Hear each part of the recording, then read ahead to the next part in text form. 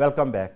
अभी हम बात कर रहे थे कि ईरान और इजराइल की जानिब से जो मुसलसल हमले किए जा रहे हैं और इन हमलों के नतीजे में पूरी आलमी मईशत पर कौन से असरात मुरतब होने जा रहे हैं। जिस तरह तेल की कीमतों में बेतहाशा इजाफा हो गया है और पूरी दुनिया की ट्रेड भी इस वक्त डिस्टर्ब नज़र आ रही है। इस पर बात करने के लिए हमें ज्वाइन किया है माहिर मईशत हैं जनाब गुलाम गौस साहब और जनाब आमिर अली साहब। गौस साहब, मैं आपसे शुरू करता हूँ। ये जंग जो है ये तूल पकड़ती जा रही है और जिस तरह आप स्टेट्स ऑफ हॉर्मुज़ का जिक्र आ रहा है कि वहाँ पे जो जहाज़ों को रोका गया या टारगेट किया गया, उसकी वजह से जो ऑयल टैंकर्स हैं वो भी स्टक हैं और जो वैसे भी जो ट्रेड है पूरी दुनिया की वो मुतासर हो रही है, कॉस्ट बहुत ऊपर चली गई है। क्या समझते हैं पूरी दुनिया पे इस जंग की मईशत के ऊपर क्या असरात मुरतब हो रहे हैं? सर, बहुत शुक्रिया आपका मुझे प्रोग्राम में बुलाने के लिए। बेसिकली अगर हम इसको थोड़ा सा डेप्थ में देखें तो हमें प्रीवियसली कुछ ऐसी इंसिडेंट्स मिलते हैं जहाँ पे सेम सिचुएशन क्रिएट हुई। बिल्कुल वॉर की सिचुएशन ना भी हो, लेकिन हमारे जो फाइनेंशियल क्राइसिस जब आए या ऑयल की शॉर्टेज हुई, जब ओपेक का एक प्रॉब्लम हुआ यूरोपियन कंट्रीज के साथ 1973 में एक प्रॉब्लम आया था, तो जिसकी वजह से प्राइसेस बहुत ज्यादा हाई हो गई थी और इन्होंने कुछ सप्लाई को कंट्रोल किया था। सिचुएशन ये है कि पूरी दुनिया में इस वक्त भी जो एनर्जी सेक्टर है वो अभी भी, मतलब जो हम एनर्जी लेते हैं अपनी ऑयल से और एलएनजी से, ये टॉप पे है। अभी जो हमारी रीन्यूएबल एनर्जी सोर्सेज है वो इतने एफिशिएंट नहीं है कि हम इनके बगैर गुजारा कर सकें। सिचुएशन ये है कि अगर आप पाकिस्तान में, पूरी दुनिया में इस सिचुएशन को देखें तो अभी आपको पता होगा कि अमेरिका ने, इवन दो अमेरिका को भी 30 दिन के लिए इजाजत दी है कि आप रशिया से ऑयल खरीद सकते हैं ताकि आपकी जरूरियत पूरी हो। उसकी वजह, अगर ये ऑयल का प्रॉब्लम रहता है तो इसमें बहुत सारी इकोनॉमिक स्लो डाउन आ जाएगा। उसकी वजह है इंडस्ट्री हाईली बेस करती है इन चीजों पे, आपकी ट्रांसपोर्टेशन का सेक्टर है वो बेस करता है इन चीजों पे। अगर ये चीजें वहां पे फॉल करती रही, अगर ये लिंगर ऑन हो गया थोड़ा सा भी प्रोसेस, तो आप देखिए पूरी दुनिया में एक वेव आएगी इन्फ्लेशन की। क्योंकि ये इन्फ्लेशन आएगा कॉस्ट पुश इन्फ्लेशन, मतलब आपकी प्रोडक्शन कॉस्ट बढ़ेगी या आपकी ट्रांसपोर्टेशन कॉस्ट बढ़ेगी और उसका डायरेक्ट इम्पैक्ट आ जाएगा आपकी जनरल पब्लिक पे।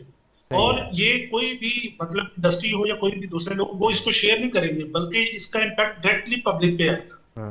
अब पाकिस्तान की सिचुएशन में अगर हम डायरेक्टली बात करें तो देखें, पाकिस्तान 80 टू 85 हजार बैरल जो है ना ऑयल, वो खुद प्रोड्यूस, इसकी मुकामी प्रोडक्शन है पाकिस्तान की। अच्छा। जबकि पाकिस्तान की जो कंजम्पशन है ना पर डे, वो है 400 से 500 बैरल पर डे के हिसाब से।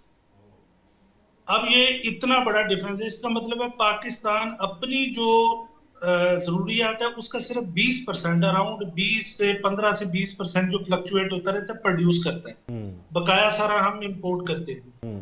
और पाकिस्तान में आपको पता है रिजर्व्स का पहले इशू है। हमारे रिजर्व्स इस वक्त पाकिस्तान में अराउंड 16 बिलियन यूएस डॉलर्स के हैं। और अगर इसकी ऑयल प्राइसेस बढ़ती हैं और हमें वो महंगा तेल खरीदना पड़ता है, तो बिलीव मी आपका बहुत जल्दी से डिप्लीट हो जाएंगे आपके रिजर्व्स और आपके एक्सचेंज रेट पे इसका प्रेशर आ जाएगा। अच्छा। एक ये इम्पैक्ट होना है। दूसरी चीज ये है कि आपकी इंडस्ट्री में, जाहिर सी बात है पहले ही आपकी इंडस्ट्री इतना सफर कर रही है, अब और इस पे प्रेशर आएगा तो आपकी इंडस्ट्रियल प्रोडक्ट्स महंगी हो जाएंगी, वो कम्पिटेटिव पहले भी नहीं है और लेस कम्पिटेटिव हो जाएंगी। इसका मतलब है आपकी एक्सपोर्ट्स को दचका लगेगा और आपकी अगर लोकल मार्केट में वो चीजें आती हैं तो उससे कॉस्ट पुश इन्फ्लेशन आ जाएगा, मतलब प्राइसेस की वजह से इन्फ्लेशन बढ़ेगा। एक प्रॉब्लम ये, अब जब इन्फ्लेशन बढ़ेगा तो जो गवर्नमेंट अपना पॉलिसी रेट है, इंटरेस्ट रेट है जो, उसको 10% से कम करना चाह रही है, गवर्नमेंट वहां पे मजबूर हो जाएगी उसको बढ़ाने के लिए, क्योंकि अल्टीमेट हमें इसको कंट्रोल करना। ठीक है। तो ये बहुत सारे ये इम्पैक्ट्स है एक साइड से। दूसरा, इसका बहुत बड़ा इम्पैक्ट आएगा हमारे रेमिटेंसेस पे। उसकी वजह से आप देखिएगा जो हमारे मिडिल ईस्ट के कंट्रीज है वहां पे पाकिस्तान के बहुत सारे डायस्पोरास हैं जो काम करते हैं, जो बिलियंस ऑफ डॉलर पाकिस्तान को भेजते हैं। अगर वहां पर कारोबार बंद हो जाते हैं, डेवलपमेंट प्रोजेक्ट बंद हो जाते हैं या इस वॉर की वजह से, तो वो लोग अनएम्प्लॉयड हो जाएंगे। अगर वो लोग अनएम्प्लॉयड होते हैं तो उसका डायरेक्ट पाकिस्तान के जो रेमिटेंसीज है वो वेरी करते हैं, मतलब 30, 25, 29 टू 30, 35 के बीच में। हम्म। अगर थोड़ा सा भी गैप आया, हम तो पहले आईएमएफ से 1.2 बिलियन डॉलर की ग्रांट लेने के लिए, अभी हमारे उनसे उनका वफद आया हुआ था पाकिस्तान और होके गया है। तो इसका मतलब है हमारा तो बिल्कुल रेजर एज पे इकोनॉमी आ जाएगी अगर ये थोड़ी सी भी लिंगर हुई ये वॉर। तो हम्म। अभी अगर पाकिस्तान अपनी सिचुएशन में देखें, एक तो ये हमारी जो मकामी चीजें, दूसरा पाकिस्तान में जैसे ही आपको पता है इन्फ्लेशन बढ़ेगा, उसकी वजह से इंडस्ट्री में अगर एक्सपोर्ट्स आपकी डाउन होती है या मार्केट में डिमांड कम होगी, तो इसका मतलब है पाकिस्तान के अंदर अनएम्प्लॉयमेंट आ हम्म। जाएगा। अनएम्प्लॉयमेंट रेट जो है वो पहले ही पाकिस्तान का काफी हाई है। मतलब अभी तक भी कहा जाता है पाकिस्तान की तकरीबन 8 मिलियन लोग जो अनएम्प्लॉयड है। जी बिल्कुल ऐसे ही अगर है। 8 मिलियन, जी सर। बिल्कुल ऐसे ही है, 40% के करीब आ हाँ रहा है। जी, अगर 8 मिलियन लोग अनएम्प्लॉयड है तो इसमें और ऐड कर लें, फिर उसकी वजह से क्या होगा, अनएम्प्लॉयमेंट रेट और बढ़ जाएगा। और इसका इम्पैक्ट किस पे आएगा, अल्टीमेट आपका पॉवर्टी रेट जो है वो इंक्रीज हो जाएगा। हम्म।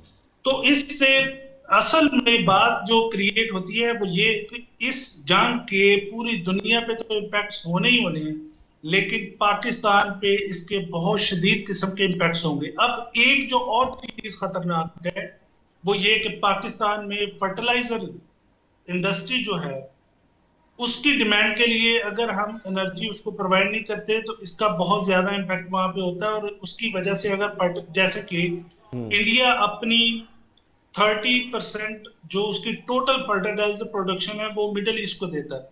और मिडिल ईस्ट में वैसे अगर बंद हो गई ये चीजें वॉर की वजह से, तो इसका मतलब है उनकी इकोनॉमी तो आगे प्रॉब्लम है। जी बिल्कुल। पाकिस्तान में अगर हम उन्हें एनर्जी नहीं देते, जैसे गैस बंद हो रही है, हम्म। एलएनजी हमारे पास शॉर्ट होने वाली है, अगर वो शॉर्ट होगी तो हमारी जो फर्टिलाइजर की इंडस्ट्रीज है वो सफर कर देंगी। अगर हम्म। वो सफर करेंगी तो इसका अल्टीमेट इम्पैक्ट हमारी एग्रीकल्चर ज़रात पे में भी है। बिल्कुल ठीक है।